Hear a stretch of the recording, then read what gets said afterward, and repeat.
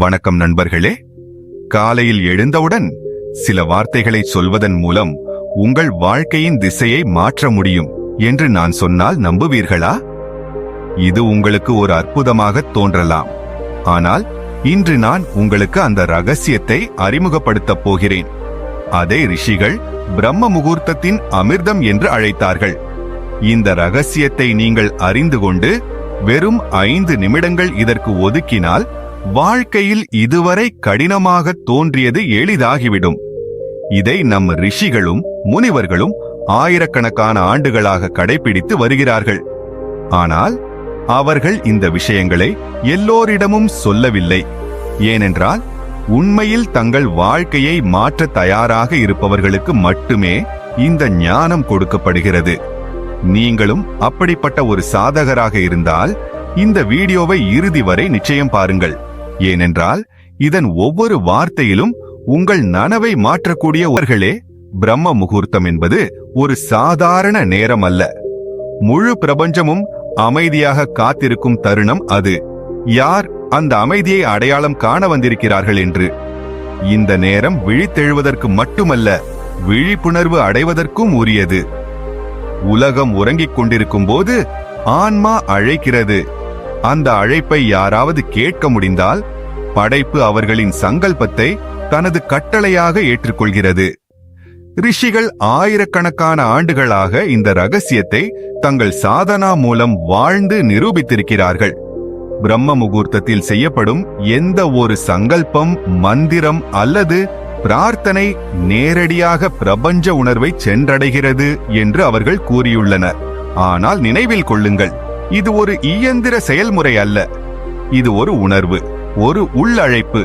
அது மனிதனை தெய்வீக நிலைக்கு உயர்த்துகிறது. இந்த பிரார்த்தனை வெறும் வார்த்தைகள் அல்ல, இது உங்கள் ஆன்மாவின் மொழி.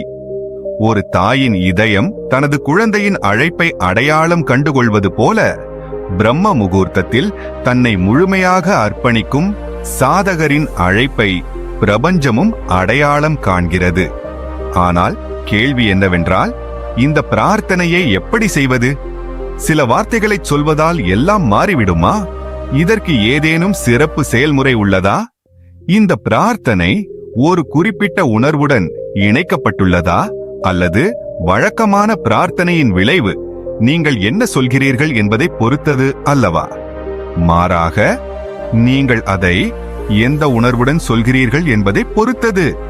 பிரம்ம முகூர்த்தத்தில் நீங்கள் எழும்போது அந்த நேரத்தில் மனம் மிகவும் அமைதியாகவும் தூய்மையாகவும் எதையும் ஏற்றுக்கொள்ளும் தன்மையுடனும் இருக்கிறது. இது உங்கள் நனவான மனம் இன்னும் உலகின் பாரத்துடன் முழுமையாக இணையாத தருணம்.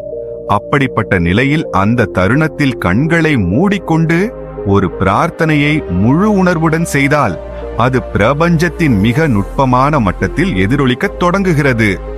இதை சொல்வது மட்டும் போதாது, அதை அனுபவிப்பது அவசியம்.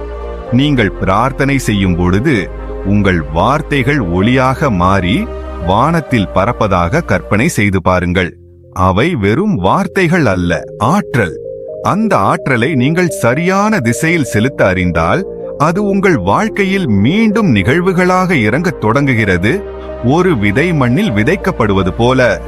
அதேபோல் உங்கள் பிரார்த்தனையும் பிரபஞ்ச நிலத்தில் ஒரு விதையாக மாறி அது முளைத்து பலன் தரும் தருணத்திற்காக காத்திருக்கிறது. ஆனால் ஒரு ரகசியம் என்னவென்றால், பிரபஞ்சம் வெறும் விருப்பத்தால் மட்டும் இயங்குவதில்லை. மாறாக அந்த விருப்பத்தில் எவ்வளவு தெளிவான உணர்வு, எவ்வளவு அர்ப்பணிப்பு மற்றும் எவ்வளவு செறிவு உள்ளது, அதுதான் அதற்கு சக்தியை கொடுக்கிறது. எனவே பிரம்ம முகூர்த்தத்தில் செய்யப்படும் பிரார்த்தனை 3 தூண்களை அடிப்படையாக கொண்டிருக்க வேண்டும். தூய்மையான விருப்பம், ஆழ்ந்த உணர்வு மற்றும் முழுமையான அர்ப்பணிப்பு. இந்த 3ம் ஒன்றாக சேரும் பொழுது பிரபஞ்சம் அதை ஒரு கட்டளையாக அல்ல, ஓர் அழைப்பாக கருதுகிறது. அதனால்தான் ரிஷிகள் மௌனத்தை பிரார்த்தனையின் அடிப்படை என்று கூறியுள்ளனர். அவர்கள் சொன்னார்கள், வார்த்தைகள் மௌனத்தில் கரையும் பொழுது ஆன்மா பேசுகிறது. ஆன்மாவின் குரலை யாராலும் புறக்கணிக்க முடியாது. பூமியாலும் முடியாது, வானத்தாலும் முடியாது, விதியாலும் முடியாது. ஆனால் மீண்டும் கேள்வி எழுகிறது, அத்தகைய தூய விருப்பத்தையும் ஆழ்ந்த உணர்வையும் நாம் எப்படி எழுப்புவது? மனம் சிதறிப் போயிருக்கிறது, மீண்டும் மீண்டும் அலைபாய்கிறது. அப்படியானால் பிரபஞ்சத்தையே அசைக்கக்கூடிய பிரார்த்தனை தீயை நமக்குள் எழுப்ப ஏதேனும் பயிற்சி உள்ளதா? மனதை ஒருமுகப்படுத்தவும் உணர்வை எழுப்பவும் முதல் பயிற்சி மௌனத்தில் இறங்குவதுதான். நீங்கள் பிரம்ம முகூர்த்தத்தில் எழும்போது முதலில் எதுவும் பேசாதீர்கள். உங்களுக்குள் இருக்கும் சூழலை மட்டும் உணருங்கள். சுற்றியுள்ள மௌனம், குளிர்ந்த காற்றின் ஸ்பர்ஷம் மற்றும் உங்களுக்குள் ஓடும் மெல்லிய அலைகள். இதுதான் ஆன்மா தனக்கு மிக நெருக்கமாக இருக்கும் நேரம். இந்த நேரத்தில் உங்கள் உள்ளங்கைகளை இணைத்து கண்களை மூடிக்கொண்டு இந்த உணர்வை கொண்டு வாருங்கள். நான் இறைவனுக்கு அருகில் இருக்கிறேன். இன்று எனது ஒவ்வொரு பிரார்த்தனையும் கேட்கப்படும். இந்த உணர்வு உள்ளே ஒரு ஆழத்தை உருவாக்கும். இப்பொழுது மெதுவாக உங்கள் இதயத்தை உணருங்கள். அங்கே ஒரு மெதுவான ஆனால் சக்தி வாய்ந்த அதிர்வு ஏற்படுவது போல. இந்த அதிர்வுதான் உங்கள் உணர்வு பிரபஞ்சத்துடன் இணைவதற்கான பாலம். இறைவா, உமது ஒளியால் என்னை நிரப்பு என்பது போன்ற ஒரு சிறிய பிரார்த்தனை மந்திரத்தை சொல்லுங்கள். இந்த நேரத்தில் வெறும் வார்த்தைகளை சொல்லாதீர்கள். மாறாக அந்த ஒளியே உண்மையாக உங்களுக்குள் இறங்குகிறது என்று நம்புங்கள். இந்த பயிற்சி சங்கல்ப தியானம் என்று அழைக்கப்படுகிறது. இங்கே உங்கள் உணர்வுகளுக்கு நீங்கள் அவ்வளவு சக்தி கொடுக்கிறீர்கள். அவை வெறும் எண்ணங்களாக இல்லாமல் உண்மையாக மாறத் தொடங்குகின்றன. விஞ்ஞானமும் இதை நிரூபித்துள்ளது. அதிகாலையில் நமது மூளையின் அலைகள் தீட்டா மற்றும் ஆல்பா நிலையில் இருக்கின்றன. இவைதான் ஆழ்மனதுடன் நேரடி தொடர்பை உருவாக்கும் அலைகள். இந்த நிலையில் நீங்கள் ஏதேனும் ஒரு உணர்வு, ஒரு சித்திரம், ஒரு சங்கல்பத்தை மீண்டும் மீண்டும் சொன்னால் அது உங்கள் வாழ்வின் ஒரு பகுதியாக மாறிவிடும். ஆனால் பல முறை மனம் நிலையாக இருப்பதில்லை. அமைதியின்மை, சோம்பல் மற்றும் சந்தேகம் வரத் தொடங்குகின்றன. அப்படியானால் மற்றொரு பயிற்சி இணைகிறது, நன்றியுணர்வு பிரார்த்தனை. நீங்கள் கேட்பதற்கு பதிலாக நன்றி சொல்லத் தொடங்கும் போது, நன்றி இறைவா, என் வாழ்வில் வருபவற்றுக்காக என்று சொல்லும் பொழுது பிரபஞ்சம் உங்களுடன் ஆழமாக இணையத் தொடங்குகிறது. ஏனெனில் கேட்பதை விட ஏற்றுக்கொள்வதில் அதிக சக்தி உள்ளது. இப்போது கேள்வி என்னவென்றால், இந்த பிரார்த்தனையை ஒரு குறிப்பிட்ட திசையை நோக்கி செய்ய வேண்டுமா? இதற்கு ஏதேனும் பிரத்யேக ஆசனம் உள்ளதா? பிரார்த்தனையின் சக்தியை மேலும் அதிகரிக்கும் சில வார்த்தைகள் உள்ளனவா? திசையை தேர்ந்தெடுப்பது பிரபஞ்சத்தின் ஆற்றலுடன் பொருந்தக்கூடிய அதிர்வை பொறுத்தது. இந்தியாவின் பண்டைய ரிஷிகள் ஆழ்ந்த தியானத்தின் மூலம் சூரியனின் ஒளி முதலில் பூமியை தொடும் கிழக்கு திசை மிகவும் ஆற்றல் வாய்ந்தது என்பதை அனுபவித்தார்கள். பிரம்ம முகூர்த்தத்தில் நீங்கள் கிழக்கு திசை நோக்கி அமரும்போது ஒவ்வொரு காலையும் பிரபஞ்சத்திலிருந்து பூமிக்கு இறங்கும் அந்த தெய்வீக ஆற்றலின் ஓட்டத்தில் நீங்கள் நேரடியாக இணைகிறீர்கள். உங்கள் ஆசனம், அதாவது நீங்கள் அமரும் நிலையும் அதே அளவு முக்கியமானது. முதுகு நேராக, கண்கள் லேசாக மூடி, இரு கைகளும் முழங்கால்கள் மீதோ அல்லது பிரார்த்தனை முத்திரையிலோ இருக்க வேண்டும். இந்த நிலை உடலுக்கு ஸ்திரத்தன்மையை கொடுத்து மனதை விழிப்புடன் ஆக்குகிறது. உங்கள் உடல் அதிக இறுக்கமாகவும் இல்லாமல் தளர்வாகவும் இல்லாமல், காற்றில் கூட சுடர் அசையாத விளக்கு போல ஒரு சமநிலையான ஸ்திரத்தன்மையுடன் இருக்க முயற்சி செய்யுங்கள். இப்பொழுது ரிஷிகள் மந்திரம் என்று அழைத்த அந்த மர்மமான வார்த்தைகளை பற்றி பேசுவோம். ஆனால் நினைவில் கொள்ளுங்கள், மந்திரம் என்பது மாயாஜாலம் அல்ல, அது ஒரு அதிர்வு. வார்த்தைகள் மூலம் உருவாக்கப்படும் ஆற்றல். உதாரணமாக, நீங்கள் ஓம் நமோ பகவதே வாசுதேவாய் என்று சொல்லும் பொழுது அது வெறும் ஒரு வாக்கியம் அல்ல. அது உங்கள் உணர்வை நாம் இறைவன் என்று அழைக்கும் அந்த மாபெரும் மூலத்துடன் இணைகிறது. மேலும் இந்த மந்திரம் பிரம்ம முகூர்த்தத்தின் நிசப்தத்தில் உச்சரிக்கப்படும் போது அதன் விளைவு பல மடங்கு அதிகரிக்கிறது. நீங்கள் ஒரு குறிப்பிட்ட விருப்பம் நிறைவேறுவதற்காக பிரார்த்தனை செய்கிறீர்கள் என்றால் அதை தெளிவான மற்றும் எளிமையான வார்த்தைகளில் சொல்லுங்கள். ஆனால் அதனுடன் ஒரு நேர்மறையான உணர்வை சேர்க்கவும். உதாரணமாக, இறைவா, என் வாழ்வில் அமைதியையும் அன்பையும் நான் உணர்கிறேன். அதற்காக நன்றியுள்ளவனாக இருக்கிறேன் என்று சொல்வது போல. இதை கேட்கும் உணர்வோடு சொல்லாதீர்கள், ஏற்றுக்கொண்ட உணர்வுடன் சொல்லுங்கள். பிரபஞ்சத்திற்கு தெளிவு பிடிக்கும், எனவே குழப்பம், பயம் அல்லது முழுமையற்ற வாக்கியங்கள் அல்ல, மாறாக முழு நம்பிக்கை மற்றும் உற்சாகத்துடன் பிரார்த்தனை செய்யுங்கள். சாந்தி, பிரகாசம், ஆனந்தம், கருணை போன்ற சில சிறப்பு வார்த்தைகள் சாதாரண வார்த்தைகள் அல்ல. பிரம்ம முகூர்த்தத்தில் இவற்றை உச்சரிப்பது உங்களைச் சுற்றி ஒரு நுட்பமான ஆற்றல் மண்டலத்தை உருவாக்குகிறது. அது நாள் முழுவதும் உங்களை ஒரு குறிப்பிட்ட அதிர்வெண்ணில் வைத்திருக்கும். இந்த ஆற்றல் மெதுவாக உங்கள் எண்ணங்கள், உணர்வுகள் மற்றும் செயல்களை மாற்றத் தொடங்குகிறது. ஆனால் ஒரு ரகசியம் இன்னும் மீதமுள்ளது. வெறும் வார்த்தைகளையும் உணர்வுகளையும் விட ஆழமானது பிரார்த்தனையின் எதிரொலி. அதாவது ஒரே உணர்வு, ஒரே வார்த்தையை தினமும் அதே நேரத்தில் திரும்ப திரும்பச் சொல்லும் பொழுது அந்த அதிர்வு நிரந்தரமாகிவிடும். இதுவே ரிஷிகள் நித்திய சாதனா என்று அழைத்த ரகசியம். இப்போது கேள்வி எழுகிறது, நாம் தினமும் ஒரே பிரார்த்தனையை செய்தால் அது சலிப்பூட்டுவதாகவோ அல்லது இயந்திரத்தனமாகவோ ஆகிவிடாதா? மேலும் ஒவ்வொரு நாளும் புதிய உணர்வுகளை நாம் எப்படி எழுப்ப முடியும்? பிரார்த்தனை ஒவ்வொரு நாளும் ஒரே நேரத்தில், ஒரே இடத்தில், ஒரே உணர்வுடன் திரும்ப திரும்பச் செய்யப்படும் போது அது வெறும் வார்த்தைகளாக இருப்பதில்லை, அது ஒரு உணர்வுள்ள அதிர்வாக மாறுகிறது. இதைத்தான் வேதங்களில் ரிது சக்கர சாதனா என்று கூறியுள்ளனர். அதாவது ஒரு செயலை பிரபஞ்சத்தின் தாளத்துடன் இசைவிப்பது. பிரார்த்தனை இத்தகைய தாளத்தில் பாயத் தொடங்கும் போது அதில் பிரபஞ்சத்தின் ஆற்றல் தானாகவே இணையத் தொடங்குகிறது. இது ஒரு விஞ்ஞானம். உங்கள் மூளையின் நரம்பியல் வலைப்பின்னல் மீண்டும் மீண்டும் சொல்லப்படும் உணர்வுகளை மிக ஆழமாக உள்வாங்கிக் கொள்கிறது. எனவே நீங்கள் தினமும் ஒரே பிரார்த்தனையை செய்தாலும் அதை ஒவ்வொரு நாளும் ஒரு புதிய உணர்வுடன் செய்யும் பொழுது அதே வார்த்தைகள் ஒவ்வொரு முறையும் ஒரு புதிய அற்புதத்தை உருவாக்குகின்றன. இங்கேதான் உணர்வுகளின் ரகசியம் தொடங்குகிறது. உதாரணமாக, இறைவா எனக்கு அமைதியை தா என்று நீங்கள் சொன்னீர்கள் என்று வைத்துக் கொள்வோம். ஆனால் அந்த நேரத்தில் உங்களுக்குள் அசௌகரியம், கோபம் அல்லது விரக்தி இருந்தால் உங்கள் வார்த்தைகளும் ஆற்றலும் ஒன்றாக இல்லை. ஆனால் நீங்கள் உங்கள் கண்களை மூடி நான் அமைதியாக இருக்கிறேன், ஒளியால் சூழப்பட்டிருக்கிறேன் என்ற அந்த உணர்வை முதலில் உணரும் பொழுது அந்த வார்த்தை உள்ளிருந்து வெளிப்படுகிறது, வெளியிலிருந்து அல்ல. இதுவே ஆன்மாவின் குரல். ஆன்மா பேசும்போது பிரபஞ்சம் கேட்கிறது. ஒவ்வொரு நாளும் ஒரு கணம் முதலில் நில்லுங்கள், சிந்திக்காதீர்கள், பேசாதீர்கள்.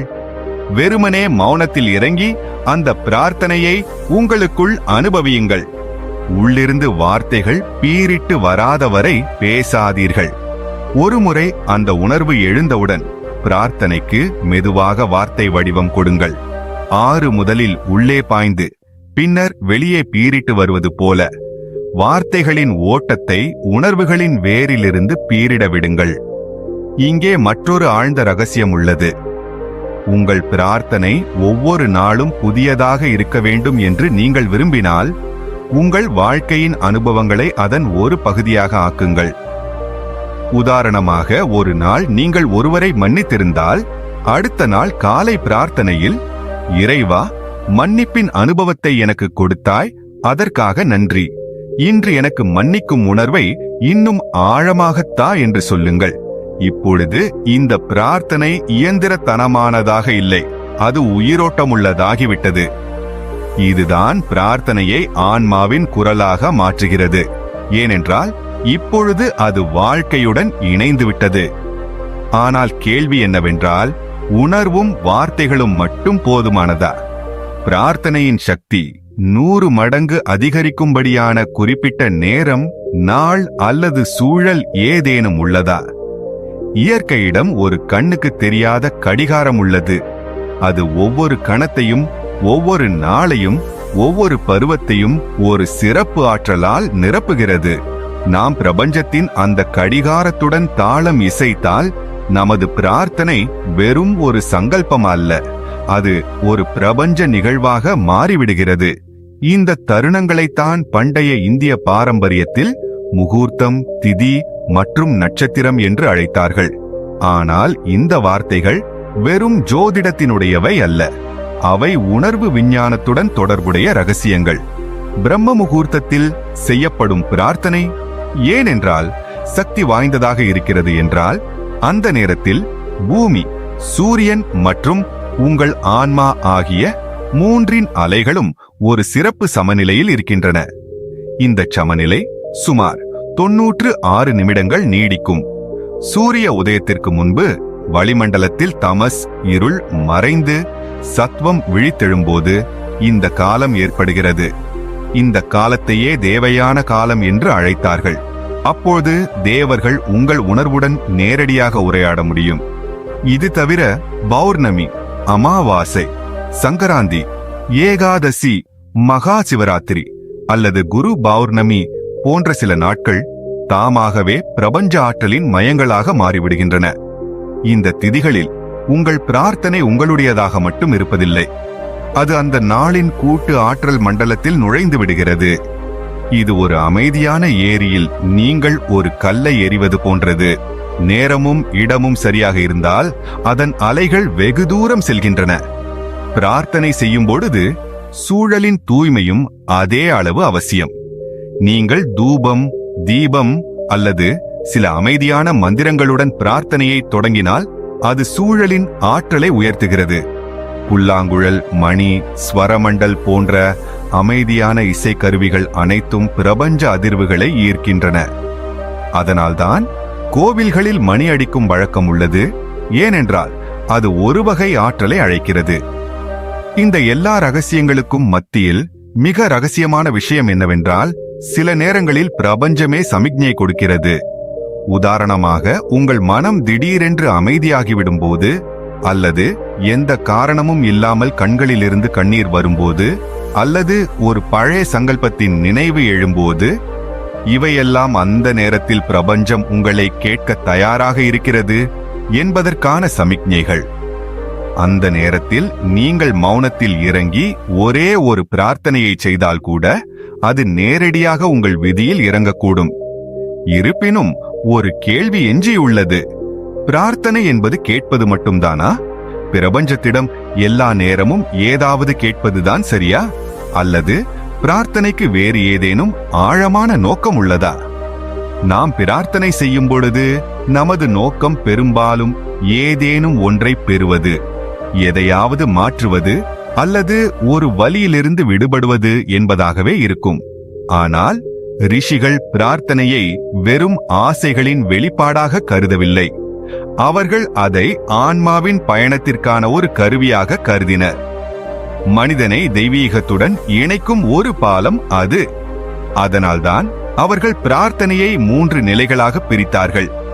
முதலாவது விருப்பத்தின் பிரார்த்தனை, இரண்டாவது அர்ப்பணிப்பின் பிரார்த்தனை, மூன்றாவது ஒன்றாதல் நிலை பிரார்த்தனை.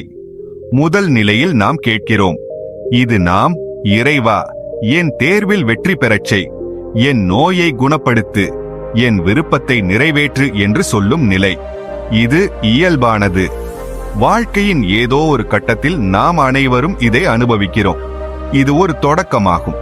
ஏனென்றால் ஆன்மாவை பொறுத்தவரை அங்கு எந்த உணர்ச்சியும் இல்லை. உண்மையான உணர்வுடன் கேட்டால் அதுவும் ஒரு பிரார்த்தனையே. இரண்டாவது நிலை இன்னும் ஆழமானது. இது நாம் கேட்காமல் அர்ப்பணிக்கும் போது வருகிறது. இறைவா, நீ எதை விரும்புகிறாயோ அதுவே நடக்கட்டும். நடப்பதெல்லாம் உன் விருப்பமே.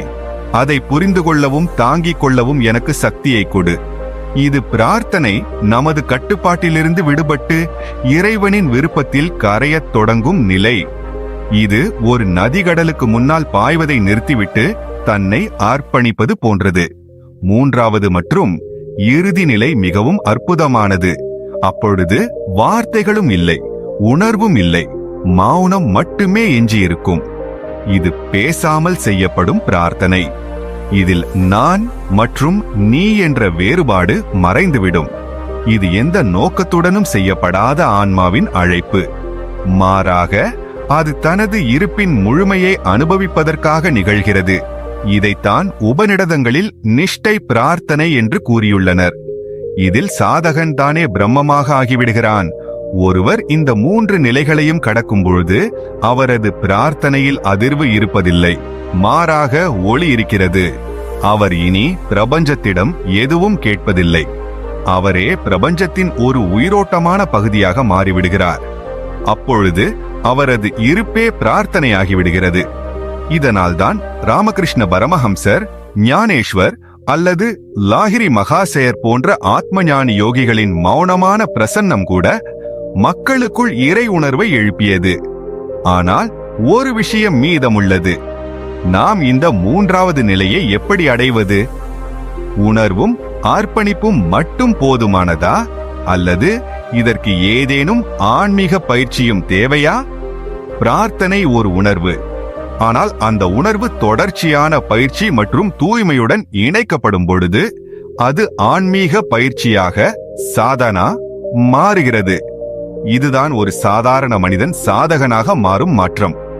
உண்மையான பிரார்த்தனை அது ஒழுக்கம், மௌனம் மற்றும் ஆன்மாவின் ஆழத்திலிருந்து பிறக்கும் போதுதான் பலனளிக்கும் என்று ரிஷிகள் கூறியுள்ளனர். இதற்காக சில சிறப்பு ஆன்மீக பயிற்சிகளை மேற்கொள்வது அவசியம். இவை பார்ப்பதற்கு சாதாரணமாக தோன்றலாம், ஆனால் அவற்றின் விளைவுகள் அசாதாரணமானவை. முதல் ஆன்மீக பயிற்சி பிரபாத் மௌனம், காலை மௌனம். பிரம்ம முகூர்த்தத்தில் எழுந்த பிறகு குறைந்தது 30 நிமிடங்களாவது பேசாமல் மௌனமாக அமர வேண்டும். இந்த மௌனத்தை வெறும் வெளிப்புற மௌனமாக எண்ண வேண்டாம். இது உள்ளிருக்கும் சஞ்சலத்தையும் அமைதிப்படுத்தும் ஒரு பயிற்சி. நீங்கள் இந்த மௌனத்தில் அமரும்போது உள்ளிருக்கும் சலனங்கள் ஒவ்வொன்றாக அமைதியாக தொடங்குகின்றன. இறுதியில் ஒரு அதிர்வு மட்டுமே எஞ்சியிருக்கும். அதைத்தான் ரிஷிகள் ஓம் என்பதன் சூட்சுமநாதம் என்று அழைத்தனர். 2வது ஆன்மீக பயிற்சி சுவாசத்தை எண்ணி பிரார்த்தனை செய்வது. நீங்கள் பிரார்த்தனை செய்ய அமர்ந்தவுடன் முதலில் உங்கள் சுவாசத்தை எண்ணுங்கள். ஆழ்ந்த மூச்சை எடுத்து விடுங்கள். ஒவ்வொரு சுவாசத்துடனும் மனதில் இறைவனை நினையுங்கள். இந்த ஆன்மீக பயிற்சி மனதை ஒருமுகப்படுத்துகிறது மற்றும் உங்கள் ஆற்றலை 4 திசைகளிலிருந்தும் திரட்டி ஒரு மையத்தில் கொண்டு வருகிறது. எண்ணிக்கை எவ்வளவு தெளிவாக இருக்கிறதோ அவ்வளவு உங்கள் சித்தம் நிலையாக இருக்கும். 3வது ஆன்மீக பயிற்சி தீப பிரார்த்தனை. ஒரு சிறிய தீபத்தை ஏற்றி அதன் சுடரை கவனமாக பாருங்கள். சுடரின் மையத்தில் கவனம் செலுத்தி அந்த சுடரிலிருந்தே உங்களுக்குள் ஒளி பரவுவதை உணருங்கள். இந்த ஆன்மீக பயிற்சி உங்களை வெளிப்புற இருட்டிலிருந்து அகற்றி அக ஒளிக்கு அழைத்துச் செல்கிறது. நீங்கள் அந்த ஒளியில் பிரார்த்தனை செய்யும் போது அவை வெறும் வார்த்தைகளாக இருப்பதில்லை, அவையே ஒளியாக மாறிவிடுகின்றன. 4வது ஆன்மீக பயிற்சி உணர்வு பிரார்த்தனை. நீங்கள் யாருக்காகவாவது பிரார்த்தனை செய்யும் போது வெறும் வார்த்தைகளில் மட்டுமல்லாமல் நீங்கள் அவருடைய துக்கத்தை உணர முடிகிறது என்பதை உணர்ந்து செய்யுங்கள். ஒரு தாய் தன் குழந்தையின் வலியை அனுபவிப்பது போல அந்த நபரின் வேதனையை உணர்ந்து பிறகு பிரார்த்தனை செய்யுங்கள். இந்த உணர்வு உங்கள் பிரார்த்தனையை சக்தி வாய்ந்ததாக ஆக்குகிறது. ஏனென்றால் அது அப்பொழுது ஆன்மாவின் கருணையிலிருந்து பிறக்கிறது. 5வது ஆன்மீக பயிற்சி நாதயோக பிரார்த்தனை. நீங்கள் ஓம் அல்லது சோகம் போன்ற மந்திரங்களை சொல்லும்போது அவற்றை வெறும் உச்சரிப்பாக எண்ணாமல் அவற்றின் ஒலி, அவற்றின் அதிர்வு மற்றும் உடலுக்குள் பரவும் அந்த துடிப்பை உணருங்கள். இந்த ஒலியே மெதுவாக உங்களை பிரபஞ்ச ஒலியுடன் இணைக்கிறது. அங்கே பிரார்த்தனையும் பதிலும் ஒன்றாகிவிடுகின்றன.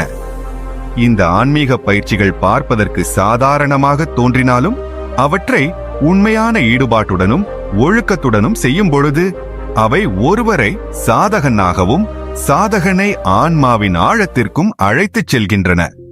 ஆனாலும் பலர், நான் இதையெல்லாம் செய்தேன், ஆனாலும் என் பிரார்த்தனைக்கு பதில் கிடைக்கவில்லை என்று கூறுகிறார்கள். காரணம் என்ன? அப்படிப்பட்ட நிலையில் மனம் விரக்தி அடைகிறது. சில சமயங்களில் கடவுளின் இருப்பின் மீதே சந்தேகம் வரத் தொடங்குகிறது.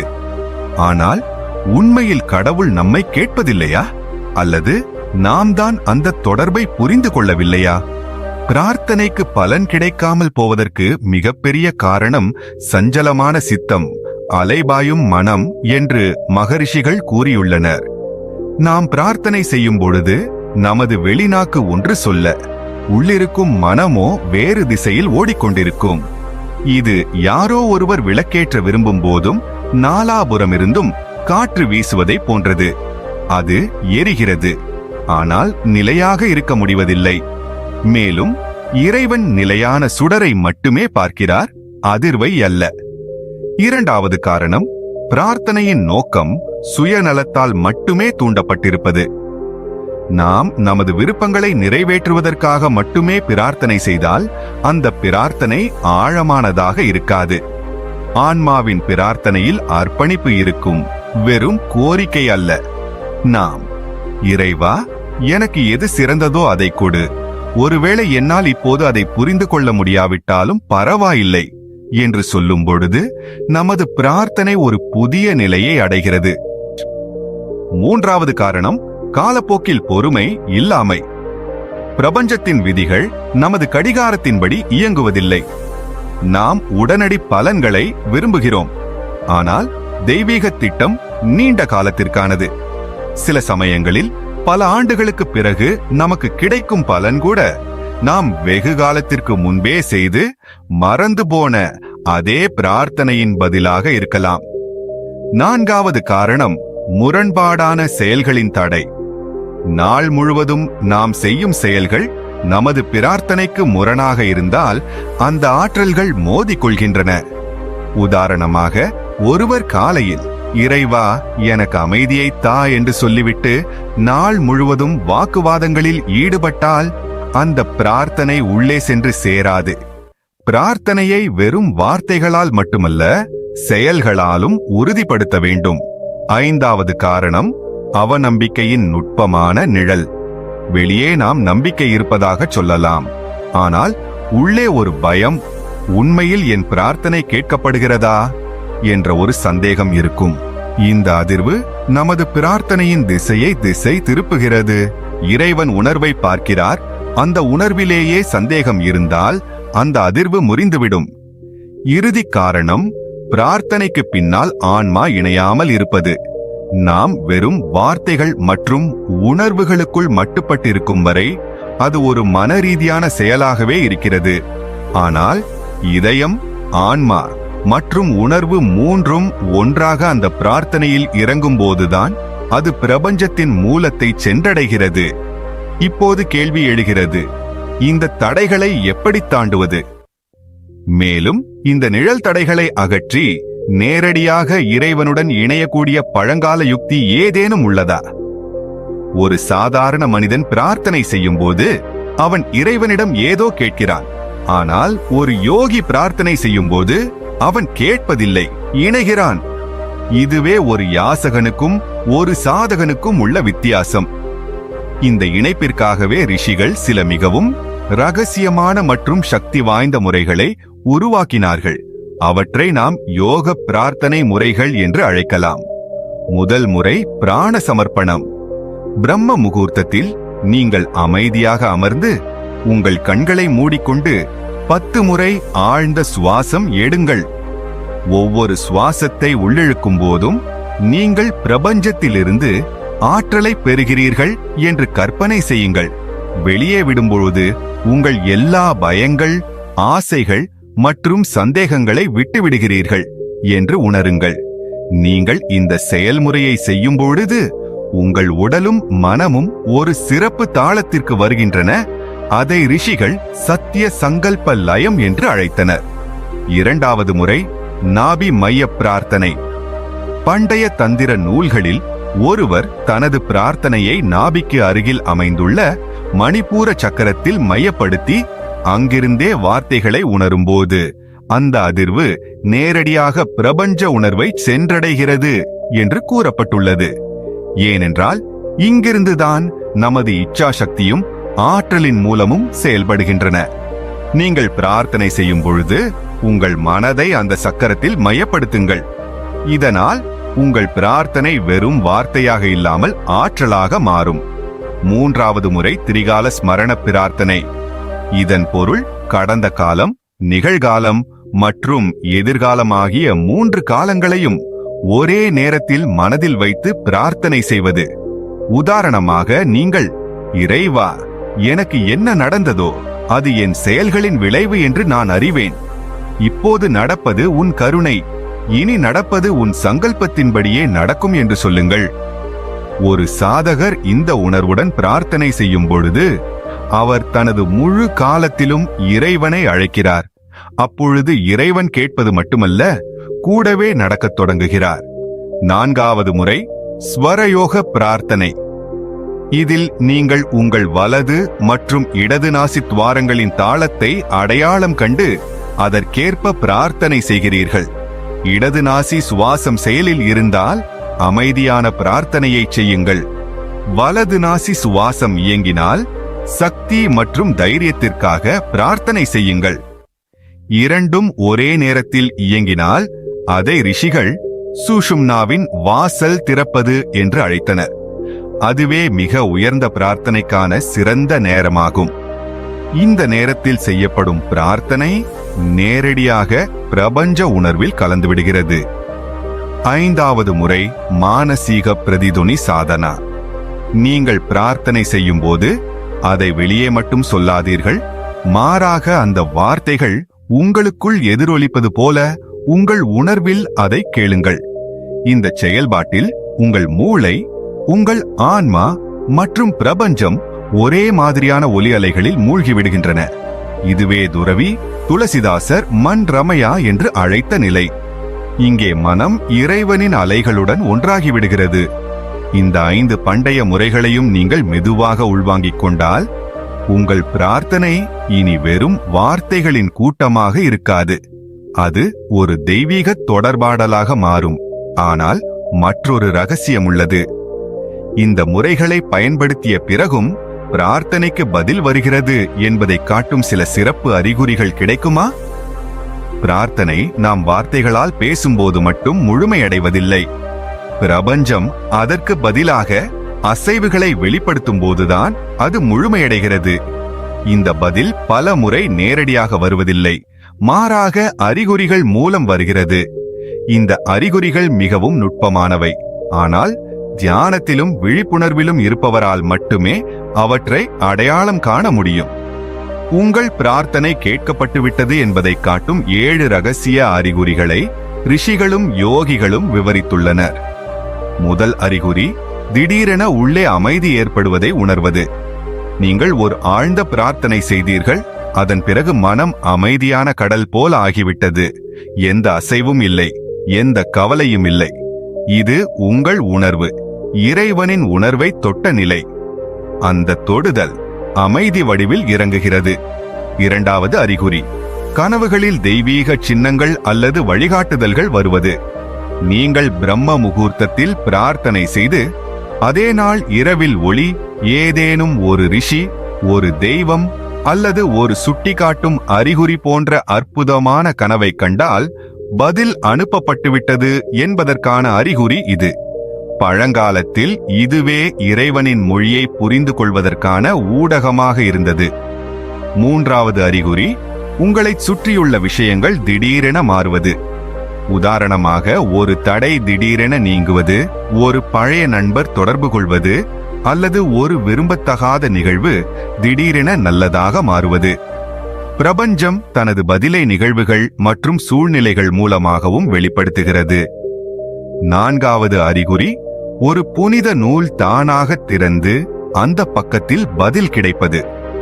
பல சாதகர்கள் அவர்கள் சந்தேகத்தில் இருக்கும்போது பிரார்த்தனை செய்து பின்னர் ஒரு புனித நூலை திறந்தால் பதில் வார்த்தைகளில் எழுதப்பட்டிருப்பதை கண்டதாக அனுபவித்திருக்கிறார்கள்.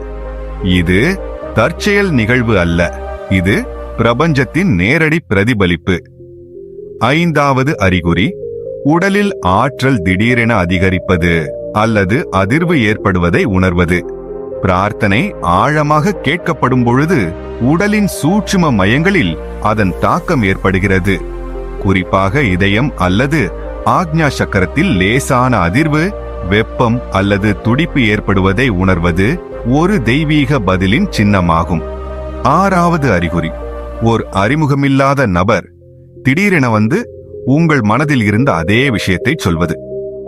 அந்த நபர் ஒரு தூதுவராக இருப்பார், சில சமயங்களில் அறியாமலும் சில சமயங்களில் வேண்டுமென்றேவும். இது பிரபஞ்சத்தின் ஆழமான தொடர்பு அமைப்பு. 7வது மற்றும் மிகவும் மர்மமான அறிகுறி, உள்ளிருந்து வரும் ஒரு அசைக்க முடியாத தெளிவான பதில்.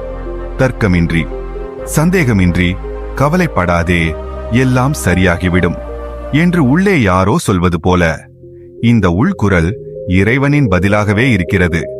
ஆனால் இதற்கு மனதை முழுமையாக அமைதியாகவும் விழிப்புடனும் வைத்திருக்க வேண்டும். இந்த 7 அறிகுறிகளை அடையாளம் காணும் கலை பயிற்சி செய்வதால் மட்டுமே வருகிறது. ஆனால் அறிகுறிகளை அடையாளம் கண்டுகொள்வது மட்டும் போதுமானதா? இல்லை.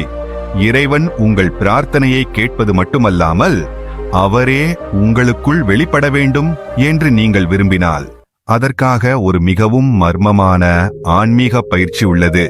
அதை சில யோகிகள் மட்டுமே பின்பற்றியுள்ளனர். இதை அந்தர்யாமி பிரார்த்தனா சாதனா என்று கூறுகிறார்கள். ஆனால் இது ஒரு சாதாரண பயிற்சி அல்ல. இது ஒரு செயல்முறையாகும்.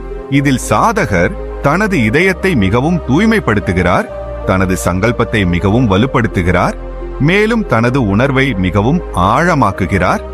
அதனால் இறைவனே அவரது உணர்வில் இறங்கத் தொடங்குகிறார். இந்த ஆன்மீக பயிற்சியை ஸ்ரீ கிருஷ்ணர் கீதையில் குறிப்பாக கூறியுள்ளார். யோகஸ்த குருகர்மாணி. மனம் முழுமையாக யோகத்தில் நிலை பெறும்போது ஒவ்வொரு செயலும் தானாகவே இறைவனுடன் இணைந்து விடுகிறது. இந்த ஆன்மீக பயிற்சியின் தொடக்கம் மௌனத்திலிருந்து தொடங்குகிறது. ஆனால் இது சாதாரண மௌனம் அல்ல, இது உள் மௌனம், அந்தர் மௌனம். அங்கே எண்ணங்களின் எதிரொலி கூட இருக்காது. பிரம்ம முகூர்த்தத்தின் மென்மையான வேளையில் நீங்கள் உங்கள் கண்களை மூடி இதயத்தில் அமர்ந்து, இறைவா, நான் இங்கே இருக்கிறேன் என்று மட்டும் சொல்லும் பொழுது நீங்கள் தயாராக இருக்கிறீர்கள் என்று பிரபஞ்சத்திற்கு அது ஒரு சமிக்ஞையாகும். இப்பொழுது ஆன்மீக பயிற்சியின் அடுத்த கட்டம் பிராண சம்வேதனம், அதாவது உங்கள் சுவாசத்தில் கவனம் செலுத்துவது. ஆனால் சுவாசத்தை பார்ப்பதற்காக மட்டுமல்ல, எந்த தருணத்தில் சுவாசம் உள்ளே செல்லும் போது வாழ்வின் ஆற்றல் உங்களுக்குள் நுழைகிறது என்பதை அனுபவிப்பதற்காக. இந்த அனுபவம் ஆழமாகும் போது திடீரென்று சுவாசம் இப்போது வெறும் காற்று அல்ல, அது ஒரு தெய்வீக ஸ்பரிசம், இறைவனுடையது என்று தோன்றத் தொடங்குகிறது. இப்போது 3வது கட்டத்தில் பிரார்த்தனையின் அதிர்வு வருகிறது. நீங்கள் முழு ஒருமுகப்படுத்தலுடன், இறைவா, என்னை அறிந்து கொள், என்னை ஏற்றுக்கொள், என்னை உள்ளே அழை என்பது போன்ற ஒரே பிரார்த்தனையை மனதில் திரும்பத் திரும்பச் சொல்லும் பொழுது மெதுவாக இந்த அதிர்வு உங்கள் முழு உடலிலும் பரவத் தொடங்குகிறது. இங்கிருந்துதான் அந்த மர்மமான நிலை தொடங்குகிறது. அங்கே வார்த்தைகளின் தேவை முடிந்துவிடுகிறது. இப்பொழுது உணர்வு மட்டுமே எஞ்சியிருக்கிறது. அந்த உணர்வில் மூழ்கியிருக்கும் சாதகருக்கு சில சமயங்களில் உடலின் இருப்பு கூட நினைவில் இருப்பதில்லை. காலம் நின்றுவிடுகிறது, சுவாசம் மெதுவாகி விடுகிறது. சாதகருக்குள் ஒரு ஒளி எழும் ஒரு தருணம் வருகிறது. ஒரு மெதுவான, சூடான, அமைதியான ஒளி. அதுவே இறைவனின் அறிகுறி, அதுவே அந்தர்யாமியின் பிரசன்னம். இந்த நிலையிலிருந்துதான் சாதகரிடம் மாற்றம் ஏற்படத் தொடங்குகிறது. அவரது முகம் அமைதியாகி விடுகிறது, பேச்சில் அன்பு இறங்குகிறது. மிக முக்கியமாக அவரது செயல்கள் இனி அவருடையதாக மட்டும் இருப்பதில்லை, மாறாக நாம் இறைவன் என்று அழைக்கும் அந்த சக்தியின் மூலம் நடக்கத் தொடங்குகின்றன. ஆனால் இந்த நிலை நிரந்தரமாக இருக்குமா? இல்லை. நாம் அதை ஆன்மீக பயிற்சியால் பேணி வளர்க்காவிட்டால். இதற்காக ஒரு மிகவும் பழமையான முறை உள்ளது. அதை திரிகால பிரார்த்தனை முறை என்று அழைக்கிறார்கள். திரிகால பிரார்த்தனை முறை என்பது ஒரு பயிற்சி மட்டுமல்ல, அது ஒரு வாழ்க்கை முறையாகும். இது பகலின் 3 குறிப்பிட்ட காலங்களான காலை, மதியம் மற்றும் இரவு ஆகியவற்றை இறைவனுடன் இணைப்பதற்காக தேர்ந்தெடுக்கப்பட்ட வழியாகும். ரிஷிகளும் முனிவர்களும் இதை ஏற்றுக்கொண்டதற்கு காரணம், பிரபஞ்சத்தின் ஆற்றல் இந்த 3 வேளைகளிலும் குறிப்பாக செயல்படுகிறது. கடலின் அலைகள் ஓதத்தின் போது தீவிரமடைவது போல உணர்வின் அலைகளும் இந்த 3 வேளைகளிலும் குறிப்பாக செயல்பட்டு இறைவனை அடைவதை எளிதாக்குகின்றன. காலை நேர பிரார்த்தனை, அதாவது பிரம்ம முகூர்த்தம் என்பது முழு இயற்கையும் ஒரு தெய்வீக மௌனத்தில் இருக்கும் நேரமாகும். இந்த நேரத்தில் செய்யப்படும் பிரார்த்தனை மிகவும் தூய்மையானது. ஏனென்றால் மனம் இன்னும் உலகத்தின் தாக்கத்திற்கு ஆளாகியிருக்காது. இந்த நேரத்தில் நீங்கள் மௌனமாக இருந்து, இறைவா, இன்று நான் உன்னை என்னுடன் விரும்புகிறேன் என்று ஒரே ஒரு விஷயத்தை சொன்னால் இந்த சங்கல்பம் நாள் முழுவதின் உணர்வையும் தெய்வீகத்தால் நிரப்பிவிடும். மதிய பிரார்த்தனை, இதை மதிய சங்கல்பம் என்று கூறுவார்கள். இது மனம் அன்றாட வேளைகளில் மிகவும் மும்முரமாக இருக்கும்போது செய்யப்படுகிறது. இதுவே நாம் இறைவனை அதிகமாக மறக்கும் நேரமாகும். எனவே இந்த காலத்தில் வெறும் 2 நிமிடங்களுக்கு நாம் கண்களை மூடிக்கொண்டு, நான் செய்வதெல்லாம் உனக்காகவே செய்கிறேன் என்ற உணர்வை உள்ளிருந்து எழுப்பினால் அது செயலை ஆன்மீக பயிற்சியாக மாற்றிவிடுகிறது. இரவு பிரார்த்தனை நாள் முழுவதுமான பயணத்தின் இறுதி கட்டமாகும். அது ஆன்மா மீண்டும் தனது நிரந்தர இல்லத்தை நோக்கி திரும்பும் தருணம். இந்த நேரத்தில் செய்யப்படும் பிரார்த்தனை மிகவும் உணர்வு பூர்வமானது. இறைவா, நாள் முழுவதும் நான் எவ்வளவு வீழ்ந்தேன், ஆனாலும் நீ என்னை பிடித்துக் கொண்டாய் என்று சொல்லி பின்னர் இதயபூர்வமாக நன்றி தெரிவித்தால் இந்த பிரார்த்தனை உறக்கத்தை தியானமாக மாற்றிவிடும். இந்த 3 பிரார்த்தனைகளிலும் உள்ள ஒரு ரகசியம் என்னவென்றால், இவற்றில் எந்த வெளிக்காட்டலும் இல்லை. சிறப்பு முத்திரையோ சிறப்பு இடமோ தேவையில்லை. மனமும் அதில் உண்மையும் மட்டுமே தேவை. இந்த திரிகால முறை உங்களுக்குள் ஒரு ஆற்றலை எழுப்புகிறது. அது உங்கள் உணர்வை மெதுவாக அந்த நிலைக்கு அழைத்துச் செல்கிறது. அங்கே தெய்வீகம் மட்டுமே எஞ்சியிருக்கும். ஆனால் இந்த முறை மட்டும் போதுமானதா? இல்லை.